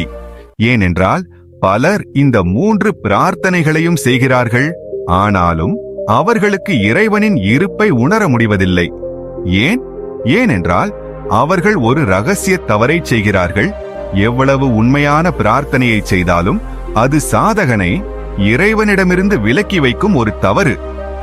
இந்த ரகசிய தவறு பார்ப்பதற்கு மிகவும் சிறியதாக தோன்றலாம், ஆனால் இதுவே பெரும்பாலான சாதகர்கள் பல ஆண்டுகளாக பிரார்த்தனை செய்தும் இறைவனை தொட முடியாமல் போவதற்கு காரணம். அந்த தவறு கேட்கும் ஆவலில் ஏற்றுக்கொள்வதற்கான கலையை இழந்து விடுவதுதான். நாம் பிரார்த்தனை செய்யும் போதெல்லாம் நாம் ஏதேனும் ஒன்றை கேட்கிறோம்: வெற்றி, ஆரோக்கியம், அமைதி, அன்பு. ஆனால் உண்மையான பக்தனின் பிரார்த்தனை கேட்பதில் இருந்து அல்ல, அர்ப்பணிப்பிலிருந்து தொடங்குகிறது என்பதை நாம் மறந்துவிடுகிறோம். ஒரு குழந்தை ஒவ்வொரு முறையும் தன் பெற்றோரிடம் ஏதேனும் கேட்டுக்கொண்டே இருந்து அவர்கள் ஏற்கனவே தனக்கு சிறந்ததைத்தான் சிந்தித்துக் கொண்டிருக்கிறார்கள் என்று நம்பாவிட்டால் அது ஒரு யாசகனாக மட்டுமே இருக்கும், மகனாக அல்ல. பிரார்த்தனையில் உண்மையான பலம் நாம் கேட்பதற்கு மட்டுமல்லாமல் செவிமடுப்பதற்கும் அமரும்போதுதான் வருகிறது. பெரும்பாலான மக்கள் இறைவனுடன் பேசுகிறார்கள், ஆனால் அவர் சொல்வதை கேட்பதில்லை. இதுவே மிகப்பெரிய தவறு. நீங்கள் ஒவ்வொரு முறையும் இறைவா, இதை கொடு, அதை கொடு என்று சொல்லிக்கொண்டே இருந்து எப்போதாவது அமைதியாக இருந்து, இறைவா, நீ என்னிடமிருந்து என்ன விரும்புகிறாய் என்று கேட்காவிட்டால் அந்த உறவு ஒருதலை பட்சமாகிவிடும். இங்கே ஒரு ரகசியத்தை சொல்கிறேன். பிரார்த்தனையின் மிகவும் சக்தி வாய்ந்த வடிவம் நீங்கள் பேசும் பொழுது அல்ல, மாறாக நீங்கள் முழுமையான பக்தியுடன் மௌனமாகி உங்களுக்குள் எழும் ஒவ்வொரு உணர்வையும் தலையீடு இல்லாமல் அனுபவிக்கும் போதுதான். மனம் மௌனமாக இருக்கும் பொழுதுதான் இறைவன் பேசுகிறார். மனம் அமைதியாக இருக்கும் பொழுதுதான் அவருடைய இருப்பை உணர முடிகிறது. உதாரணமாக, ஒரு சாதகர் தனக்கு இறைவனின் தரிசனம் கிடைக்க வேண்டும் என்று தினமும் பிரார்த்தனை செய்து வந்தார். அவர் 7 ஆண்டுகளாக இந்த சங்கல்பத்தை தொடர்ந்து கூறி வந்தார். ஆனால் எதுவும் நடக்கவில்லை. ஒரு நாள் அவர் மிகவும் சோர்வடைந்து பிரார்த்தனை செய்யும் இடத்தில் அமர்ந்து வெறுமனே அமைதியாகிவிட்டார். எதுவும் பேசாமல், எதுவும் கேட்காமல். அதே நாளில்தான் யாரோ ஒருவர் தன் தலையில் கை வைத்தது போல தனக்குள் ஒரு ஒளியை அவர் அனுபவித்தார். அதுவே இறைவனின் மௌன கருணை. எனவே அடுத்த முறை நீங்கள் பிரம்ம முகூர்த்தத்தில் பிரார்த்தனை செய்யும் பொழுது சிறிது நேரம் எதுவும் சொல்லாதீர்கள். கேளுங்கள். உங்களுக்குள் இருக்கும் சலசலப்பை பாருங்கள். அதிலிருந்து எழும் வார்த்தைகளற்ற அந்த அமைதியை பிடித்துக் கொள்ளுங்கள். இதுவே பிரார்த்தனை மாற்றமடையும் புள்ளி. வார்த்தைகளிலிருந்து ஆற்றலாகவும் ஆற்றலிலிருந்து பிரசன்னமாகவும். ஆனால் மௌனம் மட்டும் போதுமானதா? இல்லை. ஏனென்றால் அந்த மௌனம் இதயத்தின் உணர்வு அதில் இல்லாதவரை வேலை செய்யாது. இங்கேதான் பிரார்த்தனையின் அடுத்த சக்தி வாய்ந்த அம்சம் வருகிறது. உணர்வை உணர்தல். உணர்வுதான் இறைவனை நம் பக்கம் ஈர்க்கும் காந்த சக்தி. வெறும் வார்த்தைகளால் செய்யப்படும் பிரார்த்தனை நான் ஏற்றப்படாத அம்பை போன்றது. அது இலக்கை அடையவே முடியாது. ஆனால் அதே வார்த்தைகள் உணர்வால் நிறைந்திருந்தால் அந்த அம்பு தன் இலக்கை துளைத்துவிடும். வார்த்தைகள் எவ்வளவு சாதாரணமாக இருந்தாலும் சரி. ஏனென்றால் இங்கே ஒரு உதாரணத்தை எடுத்துக்கொள்ளுங்கள். 2 பேர் இறைவா என்கிறார்கள். ஒருவர் பழக்கத்தில் எந்த உணர்வும் இல்லாமல் சொல்கிறார். மற்றொருவர் தனது முழு ஆன்மாவுடன் அந்த க்ஷணமே தனது மூச்சு நின்றுவிடும் என்பது போல சொல்கிறார். முதலாம் அவரின் பிரார்த்தனை காற்றில் கரைந்து விடுகிறது. ஆனால் இரண்டாம் அவரின் அழைப்பு இறைவனின் இதயம் வரை சென்றடைகிறது. இதுதான் உணர்வின் சக்தி. பகவத்கீதையில் ஸ்ரீ கிருஷ்ணர் கூறுகிறார், பத்ரம் புஷ்பம் பலம் தோயம் யோமே பக்தியா பிரயச்சதி ததகம் பக்தியுபஹ்ருதமனாமி பிரயதாத்மன். அதாவது, எந்த பக்தன் எனக்கு அன்புடன் ஒரு இலை, ஒரு பூ, ஒரு பழம் அல்லது நீரை கூட அர்ப்பணிக்கிறானோ அதை நான் ஏற்றுக்கொள்கிறேன். இது இறைவன் பொருளின் மீது கவனம் செலுத்தவில்லை. மாறாக அது எந்த உணர்வுடன் கொடுக்கப்பட்டது என்பதன் மீது கவனம் செலுத்துகிறார் என்பதை காட்டுகிறது. உணர்வுதான் ஆன்மா இறைவனை அடையும் வாசல். இந்த உணர்வு வெளிப்புற விஷயம் அல்ல. நீங்கள் உங்கள் மனதின் அடுக்குகளை அகற்றி உண்மையுடன் மட்டும் நிற்கும்போது இது உள்ளிருந்து எழுகிறது. நீங்கள் உங்கள் அகங்காரத்தை கீழே வைத்து நான் ஒன்றுமில்லை, எல்லாம் நீங்களே என்று ஏற்றுக்கொள்ளும் போது உணர்வு வருகிறது. இப்பொழுது உணர்வை எழுப்ப என்ன செய்ய வேண்டும் என்பதை அறிவது மிகவும் அவசியம். இது ஏதேனும் ஒரு ஆன்மீக பயிற்சியால் எழுகிறதா? இது வாழ்க்கையின் நிகழ்வுகளிலிருந்து மட்டுமே வருகிறதா? மேலும் உணர்வின் அனுபவத்தை வலிமையாக்க ஏதேனும் ஒரு குறிப்பிட்ட முறை உள்ளதா? உணர்வு என்பது ஒரு தற்செயல் நிகழ்வு அல்ல, அது ஒரு பயிற்சி. உடலை சீரமைக்க யோகா செய்யப்படுவது போல உணர்வை எழுப்ப இதயத்தின் ஆன்மீக பயிற்சியை செய்ய வேண்டும்.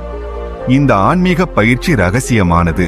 ஆனால் இதை சரியான முறையில் செய்யும் பொழுது பிரம்ம முகூர்த்தத்தின் ஒவ்வொரு பிரார்த்தனையும் தெய்வீகத்தால் நிரம்புகிறது. முதல் முறை ஸ்மரணம், நினைவு கூர்தல். ஆனால் இது சாதாரண நினைவு கூர்தல் அல்ல. இதில் நீங்கள் உங்கள் இஷ்ட தெய்வத்தை நினைவு கூர்வது மட்டுமல்லாமல் அவருடன் ஒரு உணர்வு பூர்வமான உறவை உருவாக்குகிறீர்கள். ஒரு அன்பானவரை நினைவு கூறும் பொழுது கண்கள் ஈரமாவது போல மனம் நிலையாகி ஒரு வகை ஆன்மீக ஆற்றல் பாயத் தொடங்குகிறது. இதுவே உணர்வின் முதல் பொறி. இரண்டாவது முறை கற்பனை. கற்பனை என்பது பொய் அல்ல, அது ஆன்மீக பயிற்சியின் ரகசிய மொழி. நீங்கள் கண்களை மூடிக்கொண்டு உங்கள் ஆராதனைக்குரிய தெய்வம் உங்கள் முன் அமர்ந்திருப்பதாக உணர்ந்து நீங்கள் அவருடைய பாதங்களில் அமர்ந்திருப்பதாக நினைக்கும் பொழுது இதயத்தில் ஒரு சலனம் ஏற்படுகிறது. கற்பனை தீவிரமாகவும் பொழுது உணர்வு அந்த அனுபவத்தை உண்மையாக ஆக்குகிறது. இதனால்தான் பக்தர்கள் தங்கள் பக்தியில் அழுகிறார்கள். இறைவன் உண்மையிலேயே அருகில் இருப்பதாக அவர்கள் உணர்கிறார்கள். மூன்றாவது முறை சுவாசத்துடன் பிரார்த்தனை. ஏனென்றால் நீங்கள் பிரார்த்தனை செய்யும் பொழுது உங்கள் சுவாசத்தையும் அதனுடன் இணைக்கும் பொழுது உணர்வு உடல் வழியாக பாயத் தொடங்குகிறது. உதாரணமாக, ஒவ்வொரு ஆழ்ந்த சுவாசத்துடனும் இறைவா நீயே எல்லாம் என்று சொல்லுங்கள். பின்னர் ஒவ்வொரு வெளிவிடும் சுவாசத்திலும் நான் ஒன்றுமில்லை என்று சொல்லுங்கள்.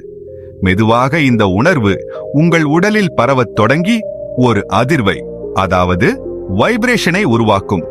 நான்காவது மற்றும் மிகவும் ரகசியமான முறை மௌன சேவை. நீங்கள் தேவைப்படுபவருக்கு பெயர் விளம்பரம் இல்லாமல் உதவி செய்யும் பொழுது உங்களுக்குள் இறைவனுடனான தொடர்பு ஆழமாகிறது. பிறரின் துக்கத்துடன் இணையும் அந்த உணர்வுதான் மிகவும் தூய்மையான உணர்வாகும். இந்த முறைகளின் பயிற்சியால் இதயத்தின் கட்டு அவிழ்கிறது. இதயம் திறக்கும் போது பிரார்த்தனை வெறும் வார்த்தையாக இருப்பதில்லை, அது பிரபஞ்சத்தின் அழைப்பாக மாறுகிறது. இந்த அழைப்பு எவ்வளவு தீவிரமாக இருக்கும் என்றால் இறைவன் அதை கேட்காமல் இருக்க முடியாது. ஆனால் இவையெல்லாம் போதுமானதா? உணர்வும் இருந்து முறைகளும் இருந்தாலும் சில நேரங்களில் பிரார்த்தனை ஏன் முழுமையடையாமல் போகிறது? ஏன் சில சாதகர்களின் பிரார்த்தனை உடனடியாக பலன் அளிக்கிறது, சிலரோ பல ஆண்டுகள் காத்திருக்கிறார்கள்? இது ஒவ்வொரு சாதகரின் உள்ளத்திலும் எப்போதாவது எழும் ஒரு கேள்வி. இறைவன் பாரபட்சமானவரா?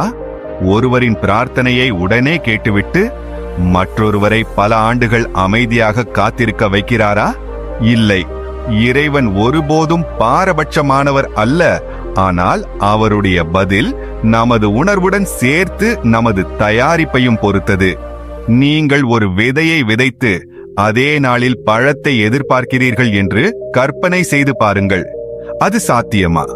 விதைக்கு நேரம் வேண்டும், சரியான நிலம் வேண்டும், போதுமான நீரும் ஒளியும் வேண்டும். அதுபோலவே நீங்கள் பிரார்த்தனை செய்யும் பொழுது அது ஒரு விதையாகும். உங்கள் உள்நிலம், அதாவது உங்கள் மனம் தூய்மையாக இல்லாவிட்டால் அதில் சந்தேகம், கோபம் அல்லது பேராசையின் அடுக்குகள் படிந்திருந்தால் அந்த பிரார்த்தனை விதை வேர் பிடிக்காது. மறுபுறம் ஒரு நபர் பல ஆண்டுகளாக ஆன்மீக பயிற்சி செய்து தனது வாழ்க்கையில் நேர்மை, சேவை மற்றும் அன்பு ஆகிய மதிப்புகளை வாழ்ந்து கொண்டிருந்தால் அவரது இதயம் ஏற்கனவே தயாராக இருக்கும்.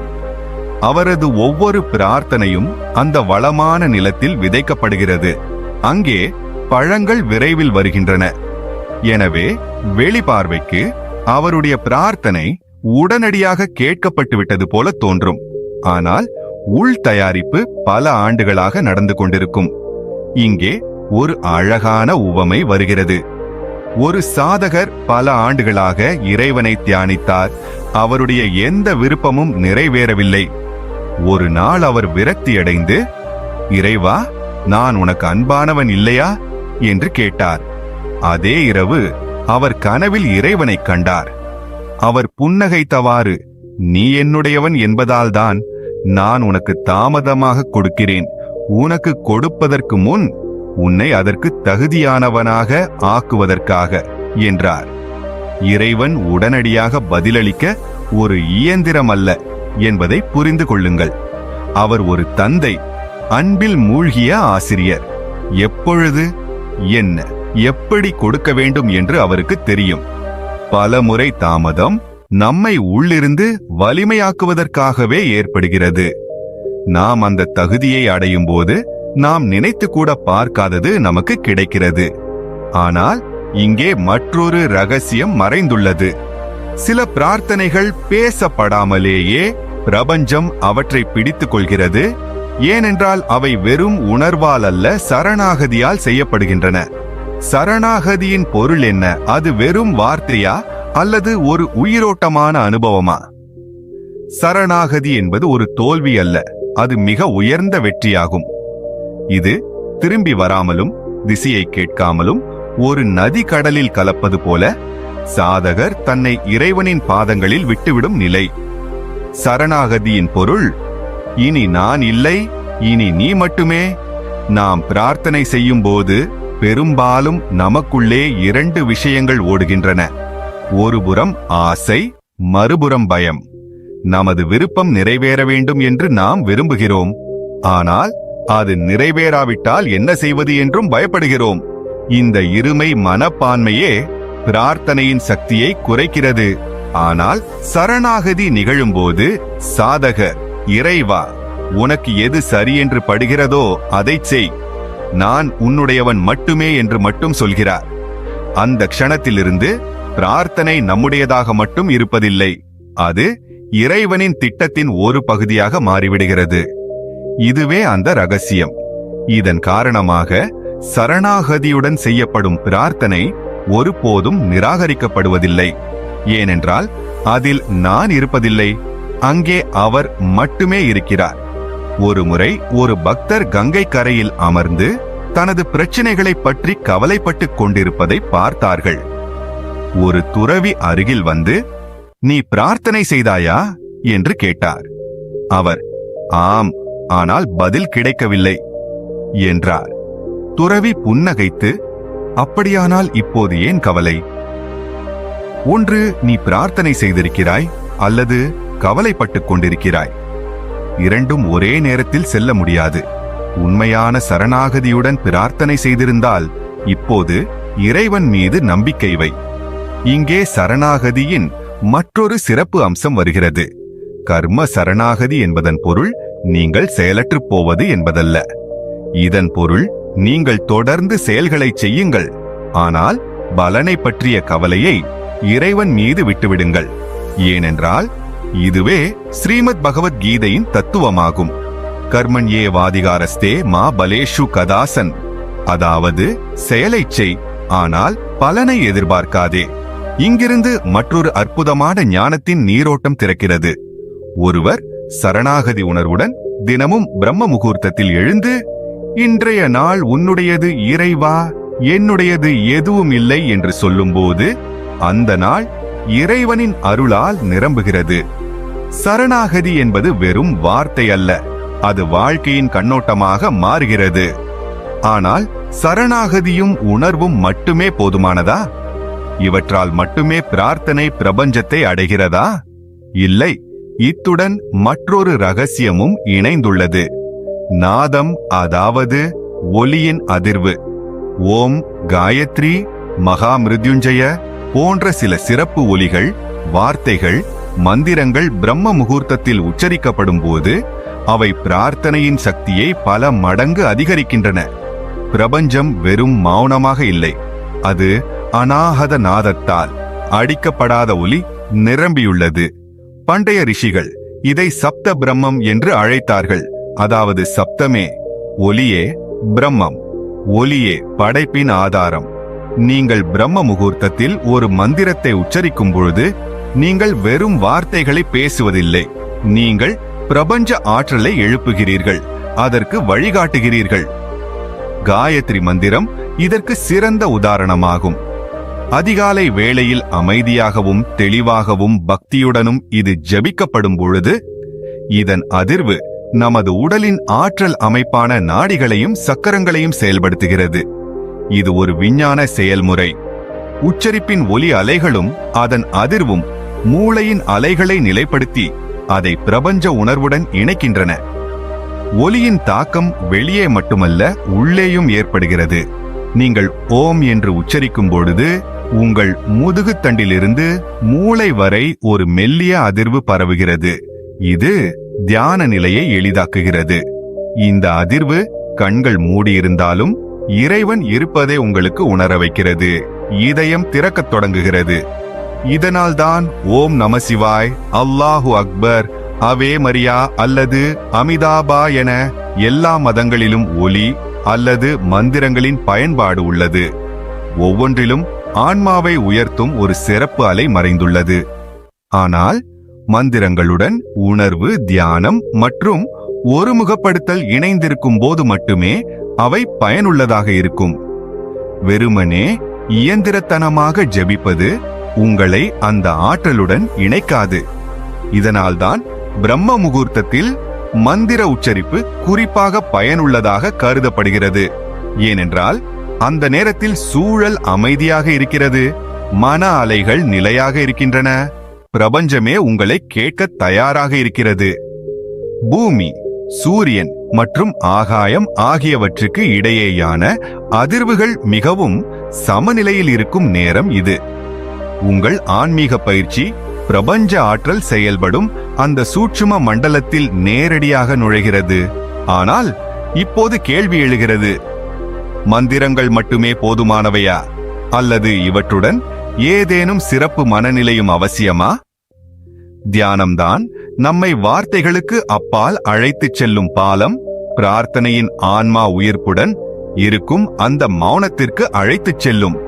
நீங்கள் பிரார்த்தனை செய்யும் போது அது ஒரு உரையாடல். ஆனால் நீங்கள் தியானத்தில் இறங்கும்போது அந்த உரையாடல் மௌனமாகி அனுபவம் மட்டுமே எஞ்சியிருக்கும். இந்த அனுபவமே இறைவனின் இருப்பை மிகவும் ஆழமான வடிவில் உணரக்கூடிய இடம். பிரம்ம முகூர்த்த நேரம் என்பது வெறும் மந்திரங்கள் மற்றும் வார்த்தைகளுக்கானது மட்டுமல்ல, தியானத்தின் மிகவும் பொருத்தமான நிலைக்கான நேரமுமாகும்.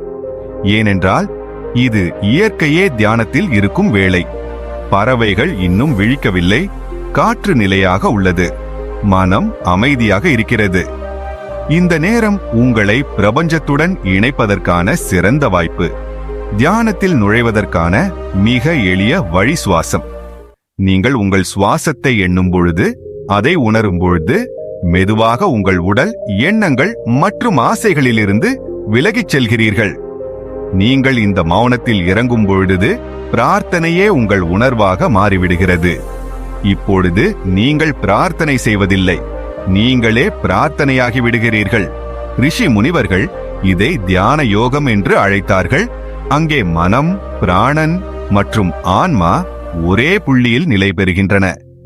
தியானம் என்பது கண்களை மூடிக்கொள்வது மட்டுமல்ல, இது உங்கள் ஆற்றலை உள்ளே திரட்டி நீங்களும் இறைவனும் மட்டுமே இருக்கும் அந்த மையத்தில் நிலை பெறுவதாகவும்.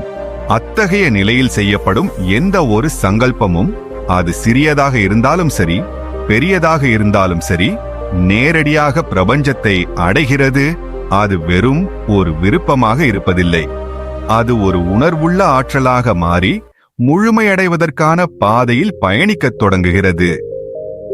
தியான நிலையில் பிரார்த்தனை செய்யப்படும் போது அதன் அதிர்வு உங்கள் எண்ணங்களிலிருந்து வெளியேறி சூட்சும ஆற்றலாக மாறுகிறது. இந்த ஆற்றலே உங்கள் வாழ்க்கையில் நிகழ்வுகளை வடிவமைக்கத் தொடங்குகிறது. மக்கள், ஒத்துழைப்பு, வாய்ப்புகள் எல்லாம் உங்கள் உள் அமைதியுடன் இணைந்து வெளிப்படத் தொடங்குகின்றன. ஆனால் தியானத்தில் அமர்வது மட்டுமே போதுமானதா? அல்லது இந்த செயல்முறையை இன்னும் தீவிரமாகவும் சக்தி வாய்ந்ததாகவும் மாற்றக்கூடிய வேறு ஏதேனும் ஆன்மீக பயிற்சி உள்ளதா? அந்த ஆன்மீக பயிற்சி மௌனத்தின் ஆன்மீக பயிற்சியாகும்.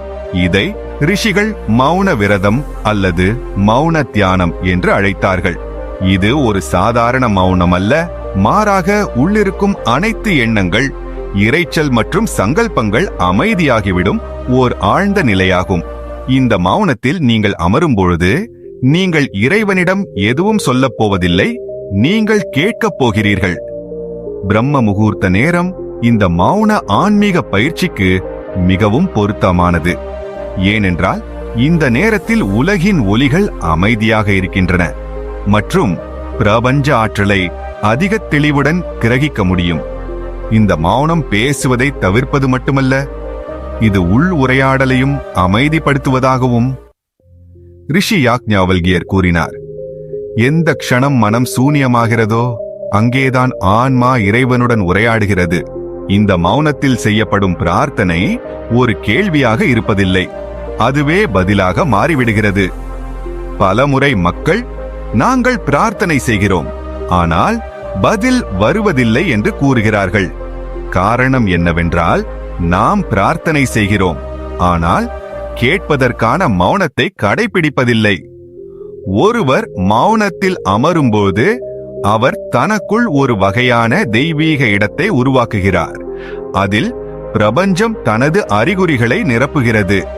இந்த அறிகுறிகள் எண்ணங்கள், உணர்வுகள் அல்லது சில சமயங்களில் தெளிவான வார்த்தைகள் வடிவிலும் வெளிப்படலாம். பல துறவிகள் இதை உள்குரல் என்று அழைத்துள்ளனர். இது மௌனத்தில் மட்டுமே கேட்கப்பட முடியும். இந்த மௌனத்தை பயிற்சி செய்ய உங்களுக்கு கடினமான ஆசனமோ அல்லது நிலையோ தேவையில்லை. வெறுமனே அமைதியாக அமர்ந்து மனதை சுவாசத்தில் நிலைநிறுத்தி ஒவ்வொரு எண்ணத்தையும் எதிர்க்காமல் செல்லவிடுங்கள். மெதுவாக மனம் மிகவும் தெளிவாகிறது. அங்கிருந்துதான் நீங்கள் இறைவனின் பதில் என்று சொல்லக்கூடிய அந்த தெய்வீக செயல்முறை தொடங்குகிறது.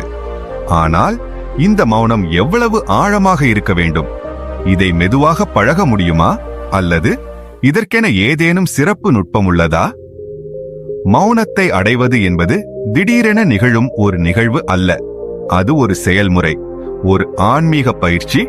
அது மெதுவாக உங்களை உள்ளிருக்கும் அந்த ஆழமான மையத்திற்கு அழைத்துச் செல்கிறது. அங்கே இறைவனின் ஸ்பரிசம் சாத்தியமாகிறது. இதற்காக முதல் தேவை பயிற்சியாகும்.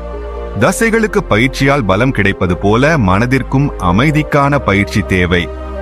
ஒவ்வொரு நாள் காலையிலும் பிரம்ம முகூர்த்தத்தில் எழுந்து மௌனமாக அமர்வதற்கு ஒரு எளிய வழி உள்ளது. அதை நாம் திரிகால தியானம் என்று சொல்லலாம். இதன் பொருள் கடந்த காலம், நிகழ்காலம் மற்றும் எதிர்காலம் ஆகிய மூன்றிலிருந்தும் விடுபட்டு இந்த க்ஷணத்தில் மட்டுமே நிலை பெற்றிருப்பது. இதற்காக உங்கள் கண்களை மூடி உடலை நிலையாக வைத்து சுவாசம் உள்ளே வருவது, சுவாசம் வெளியே செல்வது மற்றும் இதற்கிடையேயான மௌனம் ஆகிய 3 விஷயங்களில் மட்டும் கவனம் செலுத்துங்கள். சுவாசம் ஆழமாகும் போது எண்ணங்கள் மெதுவாகி எண்ணங்களின் ஓட்டம் நிற்கும் போது உள்ளிருந்து ஒரு அற்புதமான ஆற்றல் வெளிவரத் தொடங்குவதை நீங்கள் காண்பீர்கள். இதுவே உபநிடதங்கள் அந்த கரணம் என்று அழைத்த உணர்வு. இப்பொழுது அடுத்த முறை நாதயோகம். இது மிகவும் பழமையான ஆனால் சக்தி வாய்ந்த ஒரு முறையாகும். இதில் உங்களுக்குள் உருவாகும் சூட்சும ஒலிகளில் நீங்கள் கவனம் செலுத்துகிறீர்கள். பிரம்ம முகூர்த்தத்தில் சுற்றிலும் அமைதி நிலவும் போது காதுகளை முழுமையாக உள்நோக்கி திருப்பினால் உங்களுக்கு ஒரு சூட்சும நாதம் ஒலி கேட்கும். சில சமயங்களில் மணி ஓசை போலவும், சில சமயங்களில் ரீங்காரம் போலவும், சில சமயங்களில் சலசலப்பு போலவும் கேட்கும் இந்த ஒலி ஆன்மாவின் ஆழத்திலிருந்து எழும் ஒலியாகும். இந்த நாதத்தின் மீது தியானம் செய்பவரின் மனம் தானாகவே அமைதியடைகிறது. இந்த மௌனம் வெறும் மனநிலையாக மட்டும் இருப்பதில்லை. அது இறைவனின் ஆற்றல் உங்களுக்குள் நுழைய உதவும் ஒரு தெய்வீக வாசலாக மாறிவிடுகிறது. இந்த மௌனம் நிலை பெறும் பொழுது அதற்குள் ஏற்படும் அனுபவங்கள் ஈடு இணையற்றவையாக இருக்கும். ஆக அமைதி மட்டுமல்லாமல் வாழ்க்கையின் பதில்கள், சங்கல்பங்கள் நிறைவேறுதல் மற்றும் ஒரு தெய்வீக தன்னம்பிக்கை ஆகியவை கிடைக்கும். இதுவே பிரார்த்தனை வெறும் விருப்பமாக இல்லாமல் வானத்தில் விதைக்கப்பட்ட விதை போல பலன் கொடுக்கத் தொடங்கும் இடமாகும். இப்போது கேள்வி எழுகிறது, இந்த மௌனத்தில் வெறுமனே அமர்வது போதுமானதா, அல்லது அதை இன்னும் ஆழமாக்க சில சிறப்பு உணர்வுகளும் அவசியமா? மௌனமாக அமர்வது ஒரு வெளிப்புறச் செயல். ஆனால் உள்ளே என்ன நடக்கிறதோ அதுவே ஆன்மீக பயிற்சியின் உண்மையான அடிப்படையாக அமைகிறது. உள்ளிருக்கும் இந்த உணர்வுதான் நமது பிரார்த்தனையை இறைவன் வரை கொண்டு செல்கிறது. எண்ணெய் இல்லாமல் விளக்கு எரியாதது போல சரியான உணர்வு இல்லாமல் மௌனம் பயனற்று போகிறது. இந்த உள் உணர்வுகளில் முதன்மையானது சரணாகதி. பிரம்ம முகூர்த்தத்தில் நீங்கள் மௌனமாக அமரும்போது, இறைவா, நான் எதுவும் கேட்க வரவில்லை, இணையவே வந்தேன். நீ எனக்கு ஏதேனும் கொடுக்க விரும்பினால் உனக்கு நன்றி. கொடுக்க விரும்பவில்லை என்றாலும் உனக்கு நன்றி என்ற உணர்வை உங்களுக்குள் கொள்ளுங்கள். இந்த உணர்வு பிரார்த்தனைக்கு அத்தகைய சக்தியை கொடுக்கிறது. அது பிரபஞ்ச சக்தியை ஈர்க்கிறது. இரண்டாவது உணர்வு சிரத்தை. பரமஹம்ச யோகானந்தர் கூறுகிறார், சிரத்தை தான் தெய்வீக வாசலை திறக்கும் சாவி. பிரார்த்தனை செய்யும் போது நான் கேட்பது நிச்சயம் எனக்கு கிடைக்கும் என்ற அசைக்க முடியாத நம்பிக்கை உள்ளே இருக்க வேண்டும். இப்போது இல்லை என்றால் ஏதேனும் ஒரு சுப வேளையில் கிடைக்கும். அதுவும் கிடைக்கவில்லை என்றால் அதைவிட சிறந்த ஒன்று என்னை நோக்கி வருகிறது. மூன்றாவது உணர்வு கருணை. பிரார்த்தனை தனக்காக மட்டும் இல்லாமல் அனைவருக்கும் செய்யும் போது நீங்கள் உங்களுடன் சேர்த்து மற்றவர்களின் மகிழ்ச்சி மற்றும் நலனுக்கான உணர்வை கொண்டிருக்கும் போது பிரபஞ்சம் உங்களுக்காக மிகவும் சக்தி வாய்ந்த முறையில் செயல்படுகிறது. துறவி துக்காராம் கூறுகிறார், தனக்காக மட்டும் கேட்பவன் பிச்சைக்காரன், ஆனால் எல்லோருக்காகவும் கேட்பவன் துறவி. இந்த உணர்வுகளுடன் நீங்கள் மௌனமாக அமரும் பொழுது உங்கள் ஆற்றல் நிலை தானாகவே உயர்கிறது. இந்த ஆற்றல் மிக்க நிலைதான் இறைவனை உங்கள் பிரார்த்தனை பக்கம் இழுக்கிறது. இந்த பிரார்த்தனை பிறகு வெறும் வார்த்தையாக இருப்பதில்லை. அது காலம், தூரம் மற்றும் தடைகளை கடந்து இறைவனை அடையும் ஒரு வாழ்க்கை அலையாக மாறுகிறது. ஆனால் இந்த உணர்வுகளை காலையில் மட்டும் உணர வேண்டுமா? நாள் முழுவதும் அவற்றை பராமரிக்க முடியுமா? பிரம்ம முகூர்த்தத்தில் செய்யப்படும் ஆத்ம தொடர்பு தனிப்பட்ட அமைதிக்கு மட்டும் நின்று விடுவதில்லை. அது மெதுவாக உங்கள் முழு வாழ்க்கையிலும் பிரதிபலிக்கத் தொடங்குகிறது. நீங்கள் மௌனமாக இறைவனுடன் இணையும் பொழுது உங்கள் உணர்வு ஒவ்வொரு உறவிலும் ஒளியை பரப்பத் தொடங்கும் வகையில் நிறைகிறது. குடும்பத்தில் முன்பு சிறிய விஷயங்களுக்கு சண்டை நடந்த இடத்தில் இப்பொழுது நீங்கள் மௌனமாக இருந்து பதிலளிக்க கற்றுக்கொள்கிறீர்கள். உங்களுக்குள் ஒரு நிதானம் வந்துவிடுகிறது. அதனால் மற்றவர்களும் அமைதியை நோக்கி ஈர்க்கப்படுகிறார்கள். உங்கள் வாழ்க்கையில் உறவுகளில் தூரம், அன்பில் விரிசல் அல்லது புரிதலில் குறைபாடு இருந்தால் பிரம்ம முகூர்த்தத்தில் செய்யப்படும் ஒரு உண்மையான பிரார்த்தனை இவை அனைத்தையும் மெதுவாக கரைக்கத் தொடங்குகிறது. ஏனென்றால் அப்போது நீங்கள் மற்றவர்களை மட்டும் மாற்ற விரும்புவதில்லை, உங்களை நீங்களே இறைவனிடம் ஆர்ப்பணிக்கிறீர்கள். ஒருவர் தன்னை மாற்றிக்கொள்ளும் பொழுது அதன் தாக்கம் முழு சூழலிலும் ஏற்படுகிறது. பணியிடத்திலும் இதன் தாக்கம் ஆழமாக தெரிகிறது. நீங்கள் முடிவெடுப்பதில் அதிக அமைதியாகவும் தெளிவாகவும் இருக்கிறீர்கள். சக ஊழியர்கள் உங்கள் நடத்தையால் ஈர்க்கப்படுகிறார்கள். ஏனென்றால் அதில் அகங்காரம் இல்லை, கருணை இருக்கிறது. முன்பு உங்களை விமர்சித்தவர்கள் இப்பொழுது வழிகாட்டுதலை கேட்கிறார்கள். ஏனென்றால் இப்பொழுது உங்களிடம் தியானம் மற்றும் பிரார்த்தனையால் மட்டுமே உருவாகும் அந்த அதிர்வு உள்ளது. ஆனால் இந்த ஆற்றல் நீங்கள் இந்த பயிற்சியை ஒரு முறையாக மட்டும் கருதாமல் ஒரு வாழ்க்கை முறையாக மாற்றிக்கொள்ளும் வரை மட்டுமே நீடிக்கும். இங்கிருந்துதான் நான் உங்களிடம் இறுதியில் சொல்ல விரும்பும் விஷயம் வருகிறது. இந்த பயணம் இன்னும் முடிவடையவில்லை. இது உங்களுக்குள் மறைந்திருக்கும் தெய்வீகத்தை அனுபவிப்பதற்கான ஒரு தொடக்கத்தின் வாசல் மட்டுமே. இந்த ஆற்றல் ஒருபோதும் நிற்கக்கூடாது என்று நீங்கள் விரும்பினால், ஒவ்வொரு நாளும் புதிதாக ஒன்றை கற்றுக்கொள்ள விரும்பினால், ஒவ்வொரு காலையிலும் நீங்கள் யார், என்னவாக முடியும் என்பதை யாராவது மென்மையாக உங்களுக்கு நினைவூட்ட வேண்டும் என்று நீங்கள் விரும்பினால், எங்கள் சேனலில் இணையுமாறு நான் உங்களை பணிவன்புடன் கேட்டுக்கொள்கிறேன். இது ஒரு யூடியூப் சேனல் மட்டுமல்ல, இது ஒரு சாதனையின் சங்கம். உங்களுடன் அதே தெய்வீகத்தை நோக்கி நடக்க விரும்பும் ஒரு குடும்பம். இந்த சேனலை சப்ஸ்கிரைப் செய்யுங்கள், பெல் ஐகானை அழுத்துங்கள். அப்போதுதான் புதிய சாதனா, பிரார்த்தனை, தியான முறை வரும்போதெல்லாம் அதன் செய்தியை நீங்கள் முதலில் பெறுவீர்கள். ஒவ்வொரு நாளும், ஒவ்வொரு வாரமும் உங்களுக்குள் இருக்கும் அதிசயத்தை எழுப்பக்கூடிய அறிவு, தியானம் மற்றும் அனுபவத்தின் தொடரை நாங்கள் உங்களுக்கு வழங்குவோம். இந்த வீடியோவை இறுதி வரை பார்த்ததற்கு மிக்க நன்றி. ஜெய் குருதேவ்.